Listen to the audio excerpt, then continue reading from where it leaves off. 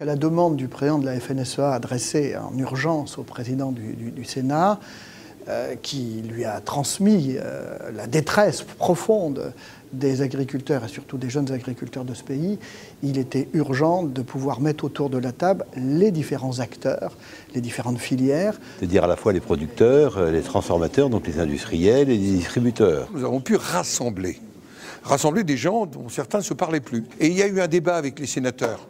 Et puis ensuite, le ministre est arrivé et il y a eu un échange avec le ministre. Il faut répondre à la détresse des agriculteurs qui conduit certains vers le désespoir. La première des réponses, c'est comment on est à leur côté dans les jours qui viennent.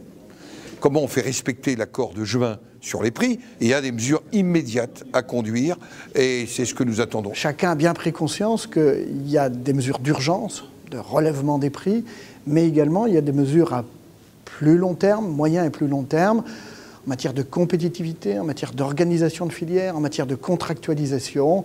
Et là, le Sénat écoutez, va se mettre à nouveau, je dirais, sur le travail, de façon à faire évoluer un peu les choses. Déjà, nous voulons la transparence. Et nous voulons aussi, puisqu'on parle de la distribution, que l'autorité de la concurrence, que j'avais d'ailleurs saisi au nom de la Commission il y a déjà un certain temps, puisse regarder avec attention la façon dont les relations commerciales se développent, compte tenu notamment de la concentration des centrales d'achat. Ensuite, il y a une question qui est la compétitivité. Bon, tout le monde s'accorde à dire que nous ne sommes pas compétitifs. Il faut dire que les charges sont très lourdes. Et ce qui a été vraiment souligné également ce matin, c'est le poids des normes.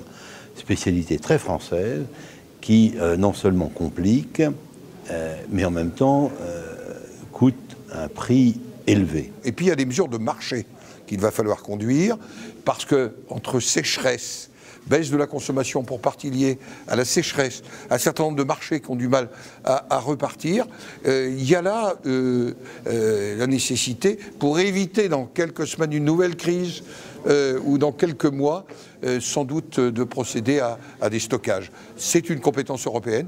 Voilà pourquoi je rappellerai au président Juncker qui me disait qu'en cas de crise, il pouvait décider de mesures exceptionnelles. Je crois que pour l'agriculture française, c'est une nécessité.